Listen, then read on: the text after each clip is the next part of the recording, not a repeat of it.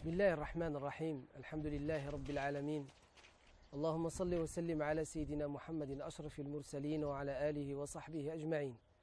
Très chers frères et sœurs, je suis très heureux d'être parmi vous à nouveau dans le cheminement que nous avons entrepris depuis que nous avons commencé ce programme de série d'émissions concernant l'approche qu'on doit avoir et le sens qu'on doit avoir des priorités dans notre vie en tant que musulmans, dans le contexte où nous nous inscrivons. Aujourd'hui, par la grâce de Dieu, Inch'Allah Ta'ala, nous allons commencer à parler de ce qu'on appelle les priorités dans l'approche qu'on doit avoir du noble Coran.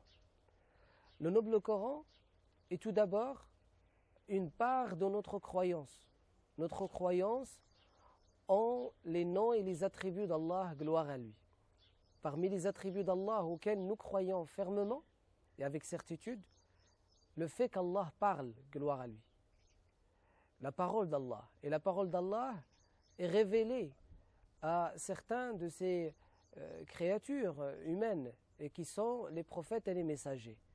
Et Allah a envoyé l'ange Gabriel avec la révélation. Cette révélation, où elle est sous forme de législation, sharia, ou elle est sous forme de livres de mode de vie, manière de vivre, tel que le noble Coran, auquel nous croyons. Et donc, dans notre croyance, nous, Ahl-Sunnah wal-Jama'a, les sunnites, le noble Coran est la parole d'Allah, gloire à lui. Cette parole, elle s'adresse à l'homme, elle s'adresse à nous, les croyants, elle s'adresse aux non-croyants, parmi les êtres humains, elle s'adresse aussi à l'djinn, une autre créature d'Allah subhanahu wa ta'ala vivant sur terre. Le prophète sallallahu alayhi wa sallam les a rencontrés.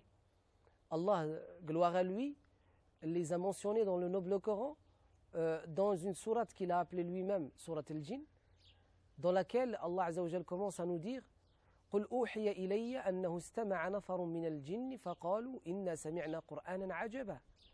Donc dit, ô Mohammed, qu'Allah m'a révélé qu'un groupe de djinns a entendu la révélation d'Allah, a entendu le noble Coran. Et ils ont dit, nous avons entendu un Coran très explicite, face auquel nous sommes restés vraiment étonnés, et vraiment on est resté dans l'approche et dans la volonté de vouloir et de chercher à le méditer et à le comprendre. Allah Azza wa Jal aussi dit dans le noble Coran, lorsque Allah subhanahu wa ta'ala, gloire à lui, a permis au prophète sallallahu alayhi wa sallam de les rencontrer.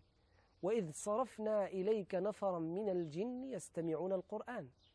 Et lorsque on a permis qu'un groupe de djinns, qu'Allah a appelé le groupe de du'at, c'est-à-dire le groupe des prédicateurs, des enseignants de l'islam parmi les djinns, de ceux qui ont appris du messager de Dieu et qui ont transmis à leurs semblables l'islam.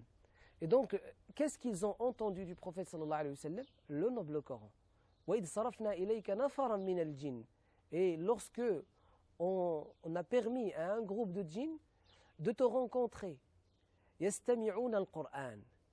Et ils écoutent, ils ont écouté de toi, entendu de toi, ils ont appris de toi le noble Coran.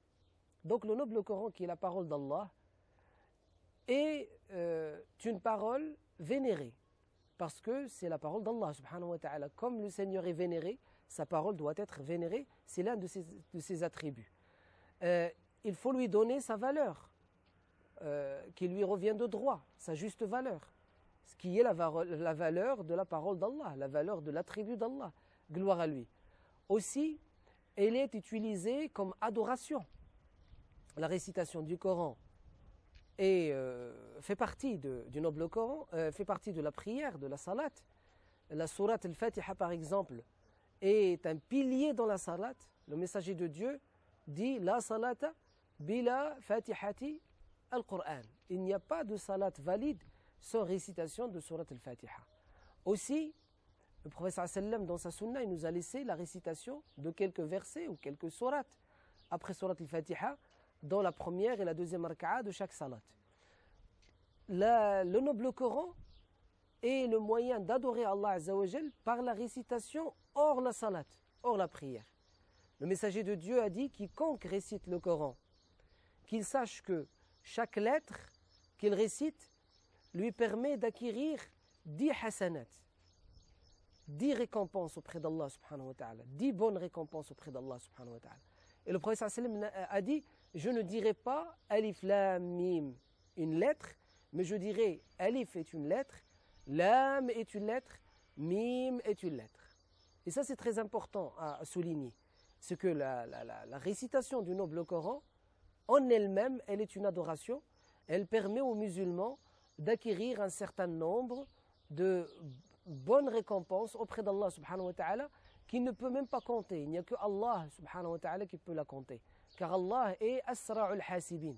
Allah, gloire à lui, est le plus rapide dans le compte lorsqu'il fait la somme des actions que nous commettons. Et donc le noble Coran, qui est la parole d'Allah Azza wa Jal, la récitation du noble Coran, qui est la parole d'Allah subhanahu wa ta'ala, est une adoration d'Allah, gloire à lui. L'imam Hamza ibn Habib al-Zayyat, on a rapporté de lui authentiquement qu'il a fait un songe. Et dans son songe, il a vu le jour de la résurrection. Durant ce jour de la résurrection qu'il a vu dans son songe, il a vu que on a appelé les gens du Coran, Ahl al-Qur'an, les gens du Coran qui œuvrent par le Coran, qui traduisent le Coran par l'action, qui agissent à travers les enseignements du Coran, avancés. Alors l'imam Hamza, qu'Allah agrée son œuvre, a reculé parce qu'il se considère quelqu'un qui n'agit pas vraiment avec le Coran. Après, on l'a appelé par son prénom et son nom. Hamza ibn Habib al-Zayyat, avance avec les autres. Il a avancé et puis il a dit, qu'est-ce que je dois faire? Une voix douce nous rapporte, elle lui dit, regarde derrière toi, il y a une chaire. Monte les escaliers, monte les marches de cette chaire et arrête-toi à la dernière lettre que tu connais de Al-Qur'an al-Karim, au dernier mot que tu connais de Al-Qur'an al-Karim. Il a dit, j'ai commencé à réciter. Et j'ai récité jusqu'à arriver à Surat Al-An'am parce que la voix douce m'a dit, récite Surat Al-An'am, les bestiaux. Je suis arrivé au verset numéro 60.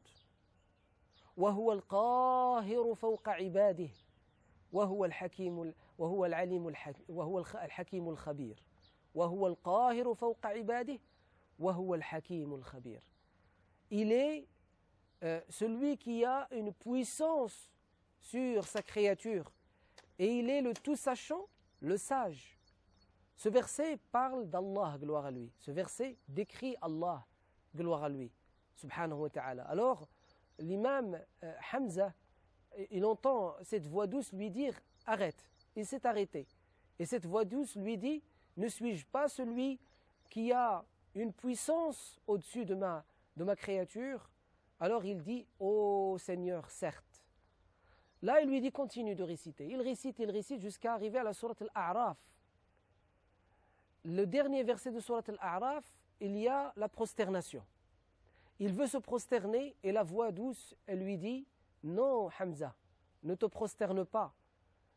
T'en as fait assez de prosternation dans la vie de l'ici-bas. Aujourd'hui, il n'y a pas de prosternation, il n'y a pas d'adoration. C'est le jour de la récompense. » Alors il lui dit « Écoute Hamza, sache que ceux que j'aime le plus, ce sont les gens du Coran. Ce sont ceux qui mémorisent le Coran, qui apprennent le Coran, qui récitent le Coran, et qui appliquent le Coran. Ce sont ceux-là qui l'aiment le plus, Allah Azza wa Jal. Ceux qui connaissent le Coran, qui le récitent et qui l'appliquent. Et ce qui est formidable dans ce songe rapporté par l'imam Hamza automatiquement jusqu'à nous aujourd'hui, c'est qu'à la fin de son songe, le Seigneur, gloire à lui, c'est lui qui s'est adressé par cette voix douce à l'imam Hamza, il lui dit « Qui est-ce qui t'a appris cette récitation ?» La récitation de Hamza. C'est une belle récitation, parmi les 10 récitations. Elle est la 7e dans l'authentification des récitations. Il lui dit, qui t'a appris cette récitation? Il lui cite les noms des personnes. Il lui dit Sulayman. Et qui a appris à Sulayman? Il lui dit tel. Il lui dit, et qui a appris à tel? Jusqu'à arriver à Ali ibn Abi Talib. Il lui dit, le cousin de ton messager Ali ibn Abi Talib. Il lui dit, et Ali a dit vrai, et qui a appris à Ali? Il lui dit, ton messager, sallallahu alayhi wa sallam. Il lui dit, et qui a appris à mon messager, sallallahu alayhi wa sallam? Et l'imam Hamza se tait. Il lui dit, la voix douce lui dit, dis ant, dis toi, au Seigneur. Et l'imam Hamza, il dit, ô Seigneur, je ne peux pas, par ma pudeur, par mon écrasement devant ta grandeur, je n'ose pas dire ant, je n'ose pas dire toi. Il lui dit, c'est un ordre, dis ant. Et là, l'imam Hamza dit ant. Et à ce moment-là, quand il dit ant, Allah, gloire à lui, il lui dit, écoute Hamza, j'ai préparé et prévu comme bonheur en récompense pour les gens du Coran qui ont agi par le Coran, qui ont œuvré par le Coran, ce que je n'ai pas prévu pour autre que eux. Et à leur tête, c'est qui? Ce sont ceux qui ont reçu le Coran. Premièrement, Muhammad sallallahu alayhi wa sallam et les compagnons, radiallahu anhum, et tous ceux qui ont hérité cet héritage et qui l'ont appliqué, qui l'ont mis en application. Et à la fin, il lui dit, ô Hamza, où sont Nudharul Qur'an al-Azim, ceux qui regardent le Coran, le noble Coran? Alors l'imam Hamza dit, ceux qui l'ont appris par cœur, qui l'ont mémorisé. Allah lui dit non, ceux pour qui je l'ai préservé, c'est-à-dire j'ai préservé sa récompense. Ce sont ceux qui embellissent leur vue par le fait de regarder le Coran et réciter le Coran. Et ça, c'est une bonne nouvelle pour ceux qui n'ont pas su apprendre et mémoriser le Coran dans sa totalité et qui ont bien sûr agi, qui ont fait des efforts pour réciter le noble Coran, incha'Allah ta'ala. Aussi, le prophète sallallahu alayhi wa sallam nous a dit que al-mahiru bil-Qur'an, celui qui récite le Coran convenablement et facilement, il sera le jour de la résurrection avec as-safara al-kiram al-barara, il sera dans les hautes sphères avec les anges. Par contre, man yaqra'u al-Qur'an wa huwa yatata'ta'u fihi, dit le prophète sallallahu alayhi wa sallam, celui qui récite le Coran et il a des difficultés, il a double récompense. Premièrement, le fait qu'il fait l'effort de réciter le Coran. Deuxièmement, la récitation elle-même de le Coran al-Karim. J'espère, incha'Allah ta'ala, être digne du noble Coran, le pratiquer. Sur ce, je m'arrête et je vous retrouve juste après la pause, incha'Allah. Wassalamu alaikum wa rahmatullah. Bismillah ar-Rahman ar-Rahim. Alhamdulillah, wassalatu wassalamu ala rasulillah. Très chers frères et sœurs, de retour avec vous dans cet épisode, nous essayerons, incha'Allah ta'ala, de voir les priorités dans l'approche du noble Coran. La première priorité, incha'Allah ta'ala, on avait dit, c'est de croire au fait que le noble Coran est la parole d'Allah, gloire à lui. Deuxièmement, c'est d'avoir la conviction que la récitation du Coran est une adoration, car nous vénérons le Coran en tant que parole d'Allah, telle que nous vénérons Allah, car la parole d'Allah fait partie de ses attributs, gloire à lui. Troisièmement, c'est que la récitation du Coran, elle nous permet d'acquérir un certain nombre de bonnes récompenses, et surtout au fur et à mesure que nous faisons des efforts. C'est pour cela qu'il est vivement conseillé dès jeune âge, dès que nous commençons, dès que nous avons le courage, dès lors que nous avons le courage et le temps nécessaire pour le faire, et la situation nécessaire pour le faire, apprenons le Coran, apprenons un maximum, mémorisons un maximum de versets et de sourates du noble Coran. Et ça, c'est pour, premièrement, notre bien, car le Coran, quand il pénètre le cœur, il donne bien sûr un bonheur dans la profondeur de chacun d'entre nous, et puis aussi, il nous embellit du visage de celui qui mémorise le Coran, agit une lumière qu'on ne trouve pas dans le visage de celui qui n'a pas le Coran dans son cœur. Allah, gloire à lui, parle de cet apaisement du cœur, cette tranquillité, ce bonheur, cette paix intérieure et extérieure que peut nous apporter et que nous apporte le noble Coran quand on a cette approche du noble Coran. Allah, gloire à lui, dit أَفَمَنْ شَرَحَ اللَّهُ صَدْرَهُ لِلْإِسْلَامِ فَهُوَ عَلَى نُورٍ مِّن رَبِّهِ. Celui qu'Allah attendrit le cœur par l'islam et qu'il est sous la lumière de son Seigneur. Cette lumière du Seigneur, c'est le noble Coran dans ces versets-là.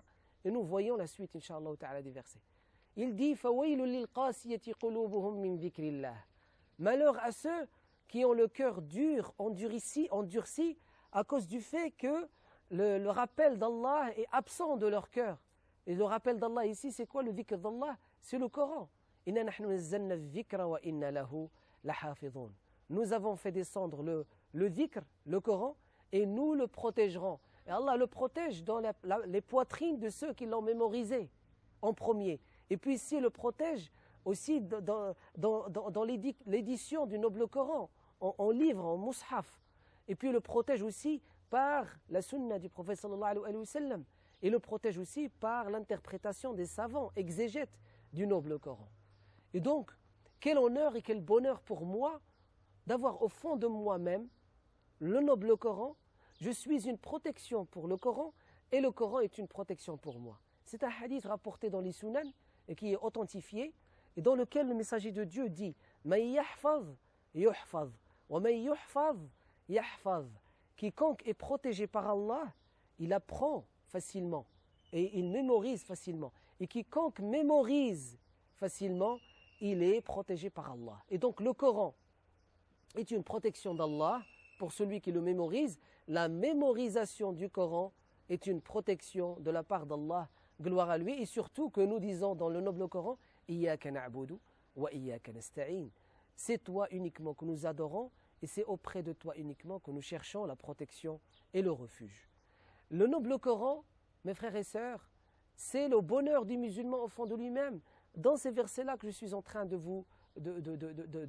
partager avec vous, Allah, gloire à lui, dit أَفَمَنْ شَرَحَ اللَّهُ صَدْرَهُ لِلْإِسْلَامِ فَهُوَ عَلَى نُورٍ مِّن رَبِّهِ فَوَيْلٌ لِلْقَاسِيَةِ قُلُوبُهُم مِّن ذِكْرِ اللَّهِ أُولَٰئِكَ فِي ضَلَالٍ مُّبِينٍ. Donc, l'égarement est pour celui qui n'a pas le Coran dans le cœur et dans la traduction, par l'action, qui n'œuvre pas et qui n'agit pas par le noble Coran. Celui-là, il est dans l'égarement. Celui qui est dans la guidée, c'est celui qui a dans le Coran, qui a dans le cœur le Coran, que son cœur est embelli, son cœur est attendri, comme il dit Allah Azza wa Jalla, أَفَمَنْ شَرَحَ اللَّهُ صَدْرَهُ لِلْإِسْلَامِ فَهُوَ عَلَى نُورٍ مِّن رَبِّهِ. Il est sous une lumière de la part de son Seigneur. Cette lumière, c'est le noble Coran qu'Allah Azza wa Jalla a appelé وَنُورًا مِّن رَبِّكَ وَكِتَابًا مُنِيرًا. Allah Azza wa Jalla a appelé le Coran Nour, une lumière venant d'Allah. Il a appelé Kitaban Munira, un livre qui illumine. Le Coran est une lumière émanant de la part d'Allah subhanahu wa ta'ala. Aussi, Allah, gloire à lui, a voulu que ce Coran, quand il pénètre le cœur de quelqu'un, il lui permet cet apaisement et cette tranquillité. Et les versets le disent par la suite. Ils disent quoi? Ils nous disent Allahu nazzala ahsana al-hadith kitaban mutashabiha مثاني تقشعر منه جلود الذين يخشون ربهم ثم تلين جلودهم وقلوبهم إلى ذكر الله ذلك هدى الله يهدي به من يشاء ومن يضلل الله فما له من هاد. Ces versets-là nous disent quoi? Allah a fait descendre le meilleur livre, la meilleure écriture, le meilleur récit, le meilleur texte. Allah l'a révélé, c'est le noble Coran. Et ce Coran, quand il pénètre le cœur, il le met à la fois dans le frissonnement du corps, car le corps frissonne par l'effet du Coran dans le cœur, et puis, par la suite, il connaît l'attendrissement du cœur et l'attendrissement du corps. Ceci est la guidée par laquelle Allah guide qui il veut. Ce « il » ici, il est avec un « i » minuscule, qui est l'homme, l'être humain, et un « i » majuscule, qui est le Seigneur, gloire à lui. Quand l'homme cherche la guidée, Allah le guide. Quand l'homme cherche l'égarement, Allah l'égare. Et quiconque cherche l'égarement, personne ne peut le guider si ce n'est Allah subhanahu wa ta'ala. Par contre, celui qui cherche parmi les êtres humains ou celle qui cherche la guider, Allah lui facilite, incha'Allah ta'ala, la guider grâce à quoi? Grâce au noble Coran. Le noble Coran, mes frères et sœurs, c'est notre constitution principale. Le noble Coran, c'est le recours de chaque musulman. Le noble Coran, c'est le soutien de chaque musulman. Le noble Coran, c'est l'appui de chaque musulman. Le noble Coran, c'est la principale source de notre législation, de notre islamité. Al-Kitab, ذلك الكتاب لا ريب فيه كتاب أنزلناه إليك. C'est un livre que nous avons fait descendre sur toi. Allah Azza wa Jal a révélé le noble Coran afin qu'il soit guide pour l'humanité, afin qu'il soit source pour l'humanité. Alors cherchons, Inch'Allah ta'ala, par priorité, dans l'approche de notre noble Coran, cherchons la guider auprès du Coran, cherchons la protection et la sauvegarde auprès du Coran, cherchons aussi d'être éclairés dans notre vie et dans notre façon de vivre à travers le noble Coran. Le noble Coran a des principes. Faisons en sorte que ces principes-là du noble Coran soient les nôtres, soient les directives de notre vie, Inch'Allah ta'ala. Ce sont les priorités qu'on doit avoir dans notre approche du noble Coran, Inch'Allah ta'ala. Le noble Coran est de 114 sourates. Il a été révélé au prophète sallallahu alayhi wa sallam pendant 23 ans. La première révélation, c'était « Lis au nom de ton Seigneur qui a créé ». Elle invite l'humanité, elle invite Muhammad sallallahu alayhi wa sallam, elle invite l'être humain à quoi? À lire, à réciter le Coran, à lire, à étudier le Coran en priorité et aussi à étudier toutes les sciences. Allah Azza wa Jal parle des savants. Il dit إنما يخشى الله من عباده العلماء. Nul ne craint Allah véritablement si ce n'est les savants. Mais quels savants? Les savants dont la science leur a permis de connaître Allah Azza wa Jal pour le craindre, subhanahu wa ta'ala. Et donc cette science-là réside dans le noble Coran prioritairement. Et donc cherchons cette science afin de craindre Allah convenablement, afin que nous soyons parmi al-muttaqin, ceux qui ont la crainte révérentielle, qui sont mentionnés par le noble Coran à plusieurs reprises. Le dernier verset révélé par Allah Azza wa Jal, à son sujet, il y a divergence entre les ulama de l'islam. Il y en a qui ont dit c'est un verset qui se trouve dans Surat al-Baqarah et d'autres disent c'est un verset qui se trouve dans Surat al-Ma'ida. Ma'ida, c'est-à-dire Surat la table servie, et Surat al-Baqarah, c'est la Surat la vache. La Surat al-Baqarah, c'est la Surat numéro 2 du Coran. Et la Surat al-Ma'ida, c'est la Surat 5 du noble Coran. Prenons alors, par exemple, le verset ou une partie du verset qui a été révélé dans la Surat 5 du noble Coran. C'est le verset 3, une partie de du verset numéro 3. Il a été rapporté authentiquement de la part de Omar ibn Khattab, le grand compagnon, le calife, que le prophète sallallahu alayhi wa sallam, salut et bénédiction sur lui, durant son pèlerinage d'adieu, il était sur sa monture. Il était sur lui et sa monture sur le mont de Arafat. Et il s'est adressé aux gens en leur disant « Ô pèlerins, sachez que Arafat, c'est-à-dire cette position d'adoration de Arafat, est le pilier principal du pèlerinage. Al-Hajj Arafat, dit le prophète sallallahu alayhi wa sallam. Et pendant cette période-là, pendant cette situation-là, le prophète sallallahu alayhi wa sallam reçoit ce verset-là. Ce verset-là était tellement lourd qu'il a alourdi, il était lourd même pour la monture. Et Omar ibn Khattab nous rapporte que la monture elle-même, elle avait fait quoi?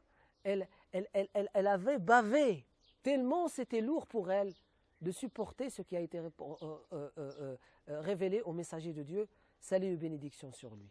Et là, le prophète sallallahu alayhi wa sallam reçoit ce verset-là, et dans ce verset, Allah Azza wa Jal dit « Al-yawma akmaltu lakum dinakum » Aujourd'hui, je vous ai parachevé votre religion. « Wa atmamtu alaykum ni'mati » Et je vous ai comblé par mes biens.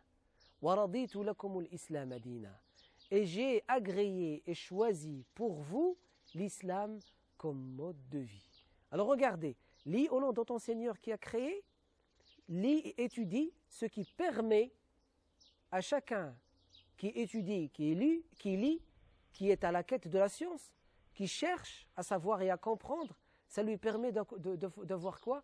d'accomplir sa religion, d'être comblé par les biens d'Allah Azza wa Jal, et aussi d'avoir l'islam comme mode de vie. L'islam comme mode de vie, pour l'avoir, il faut lire et étudier. Lis au nom de ton Seigneur. Iqra bismi rabbika alladhi khalaq. Sur ce, je m'arrête, Inch'Allah ta'ala. Je vous donne rendez-vous à la prochaine rencontre, Inch'Allah ta'ala. Wassalamu alaikum wa rahmatullahi ta'ala wa barakatuh.